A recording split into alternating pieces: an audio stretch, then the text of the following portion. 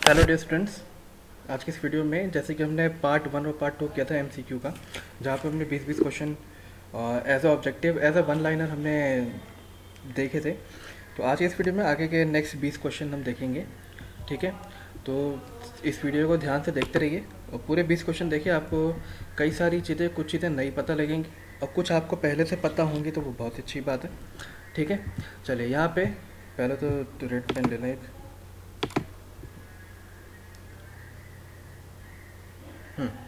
तो यहाँ पे देखो, सबसे पहला दिया है वास्तविक वाष्प अवशोषण निकाय में सीओपी का मान होता है। ठीक है, तो ये बात किसी कर रहा है, ये बात कर रहा है वेपर एब्जॉर्प्शन रेफ्रिजरेशन सिस्टम की। इसमें एक क्वेश्चन हमने पहले भी देखा था कि जो आपका कंप्रेसर होता है, संपीडक होता है, उसकी जगह पे वो किस में यूज़ होता है? वो यूज़ होता है वेपर कंप्रेशन में, वाष्प संपीड़न निकाय में। वाष्प अवशोषण निकाय में आपका जनरेटर और एब्जॉर्बर इस्तेमाल होता है। ठीक है, तो इसकी सीओपी देखनी है। इसकी सीओपी हमें पता है। इसकी सीओपी देखो, तीन चीज़ों पे डिपेंड करती है। कौन कौन सी होती है? एक होता है कंडेंसर, एक होता है इवेपोरेटर। ठीक है, तो यहाँ पे हम इसकी सीओपी लिख सकते हैं। सीओपी इसकी बराबर होती है, किसके बराबर होती है? यहाँ पे देखो, जो इवेपोरेटर की हीट होती है, ठीक है, इवेपोरेटर की हीट को मल्टीप्लाई करना होता है किससे? इवेपोरेटर हीट को मल्टीप्लाई करते हैं कंडेंसर और इवेपोरेटर के टेम्परेचर का डिफरेंस। देखो, एक तो यहाँ पे जो इवेपोरेटर की हीट है उसको मल्टीप्लाई करते हैं किससे? उसको मल्टीप्लाई करते हैं टी सी माइनस टी,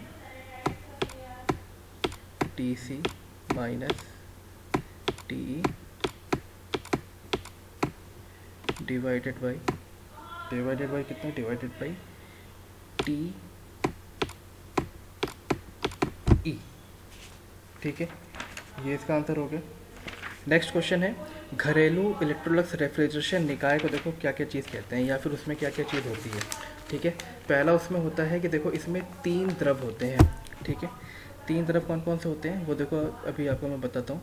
एक तो इसमें तीन द्रव होते हैं।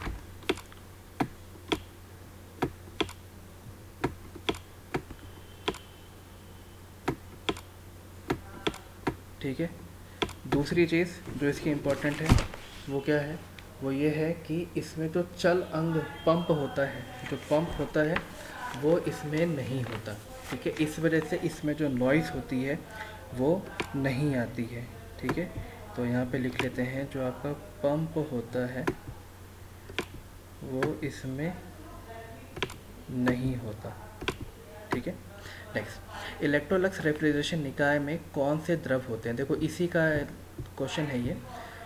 ठीक है, घरेलू इलेक्ट्रोलक्स रेफ्रिजरेशन को देखो, एक तो इसमें जो कहते हैं कि तीन द्रव होते हैं, तो वो कौन कौन से होते हैं? अमोनिया, हाइड्रोजन और जल।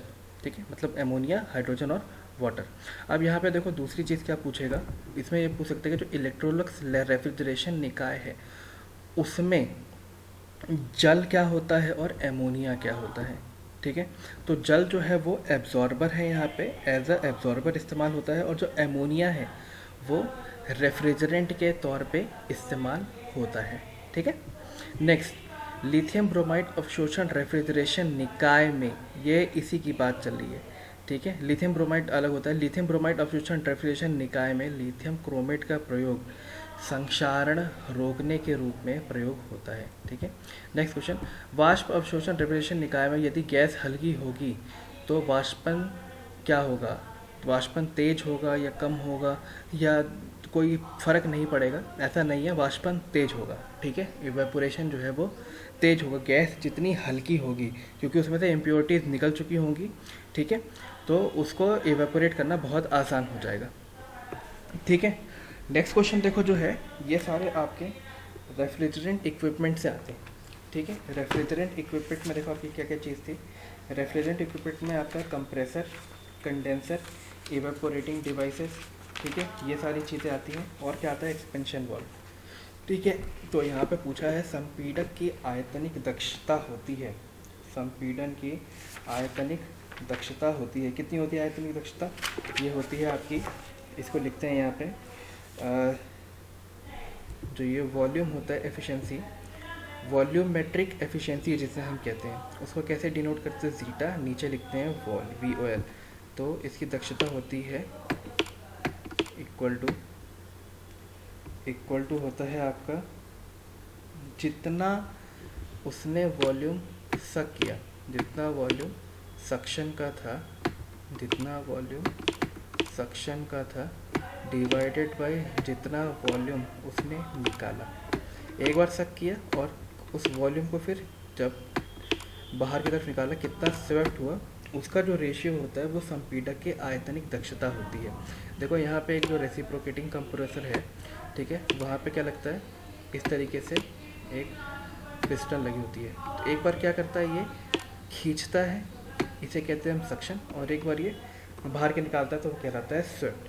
तो इन दोनों का जो रेशियो होता है उसे हम कहते हैं संपीड़क की आयतनिक दक्षता। आयतन यानी कि वॉल्यूमेट्रिक, ठीक है। तो वॉल्यूमेट्रिक एफिशिएंसी यही होती है, आयतनिक दक्षता को ही वॉल्यूमेट्रिक एफिशिएंसी कहते हैं। नेक्स्ट है संपीड़क की मानक आयतनिक दक्षता होती है 0.7 से 0.8 के बीच में होती है, यानी कि 70 से 80% के बीच में इसकी मानक आयतनिक दक्षता होती है, ठीक है।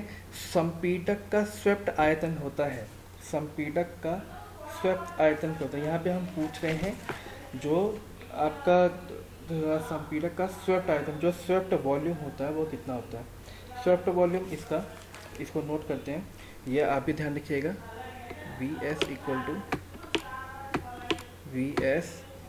टू π/4 d²L, जो वॉल्यूम होता है वही यहाँ पे लिख रहे हैं, π/4 d²L। देखो ये आपको पता है, ये किसी भी सिलेंडर का जो वॉल्यूम होता है वही चीज़ है ना।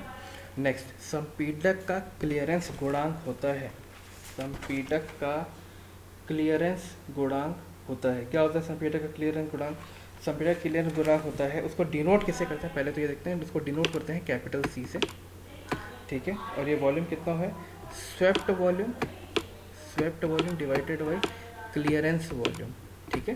तो ये चीज़ हमें नोट रखनी है। नेक्स्ट है संपीड़क क्षमता को व्यक्त किया जाता है, देखो वॉल्यूम की बात चली है वहाँ पे, ठीक है, तो उसको मीटर क्यूब पर सेकंड में डिनोट करते हैं। नेक्स्ट, R12 में संपीड़क प्रयोग किया जाता है तो वो पश्चाग्र संपीड़क होता है, ठीक है। नेक्स्ट, एकल चरण संपीड़क की शक्ति होती है, यानी कि यहाँ पे पावर की बात हो रही है, ठीक है। तो एकल चरण संपीड़क की जो शक्ति होती है वो कितनी होती है, वो हमें लिखनी है। तो देखो वो होती है आपकी, पहले तो इसको डिनोट करेंगे P से, P is equal to W into work done into PM divided by 60, ठीक है। ये होता है एकल चरण संपीड़क की शक्ति, ठीक है। नेक्स्ट, अब केंद्रीय संपीड़क किस रेफ्रिजरेंट के लिए प्रयोग किया जाता है, तो देखो ये है R11 के लिए भी होता है, R113 के लिए भी होता है और R12 के लिए भी होता है, ठीक है। देखो ये सारे कुछ इंपॉर्टेंट रेफ्रिजरेंट है, जैसे R11, R12, R134A, R14, ठीक है, ये सारे बड़े इंपॉर्टेंट रेफ्रिजरेंट हैं। नेक्स्ट क्वेश्चन है, यदि वाष्पित्र तापमान बढ़ता है, यानी कि इवेपोरेटर का जो टेम्परेचर बढ़ता है, तो जो रेफ्रिजरेशन क्षमता होती है वो घटती है। देखो यहाँ पे हमें पता लगा था इस वाले क्वेश्चन में, देखो जब वाष्पीय अवशोषण रेफ्रिजरेशन निकाय में यदि गैस हल्की होती है तो वाष्पन जो है वो तेज होगा। अगर गैस का तापमान बढ़ेगा यानी कि वो और भारी हो जाएगी, तो वहाँ पे जो रेफ्रिजरेशन क्षमता है फिर वो घटती है, ठीक है, क्योंकि रेफ्रिजरेशन इफेक्ट जो है वो कम हो जाएगा। नेक्स्ट है आपका है HRF। HRF क्या होता है, heat rejecting factor, heat rejecting factor, इसका मान होता है QC/RN, जो आपकी हीट है, डिवाइडेड बाई जो रेफ्रिजरेशन इफेक्ट है, या फिर 1+1/COP, इसको दोनों तरीके से डिनोट करते हैं। HRF निर्भर करता है किस पे, एक तो COP पे निर्भर करता है, संघनित्र का जो तापमान होता है और जो वाष्पित्र का तापमान होता है, यानी कि कंडेंसर का जो टेम्परेचर और इवेपोरेटर का जो टेम्परेचर है और COP, इन तीन चीज़ पे हीट रिजेक्शन फैक्टर डिपेंड करता है। नेक्स्ट, कैपिलरी ट्यूब की लंबाई होती है, तो लंबाई कैपिलरी ट्यूब की होती है 0.5 मीटर से 5 मीटर के बीच में।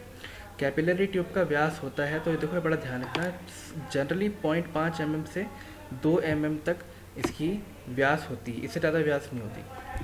नेक्स्ट है, खोल एवं कुंडली संघनित्र किस भार के लिए उपयुक्त होता है?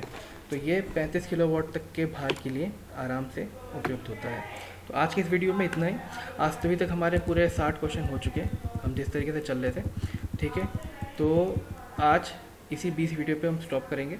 आज के इस वीडियो के लिए इतना ही। Thank you very much.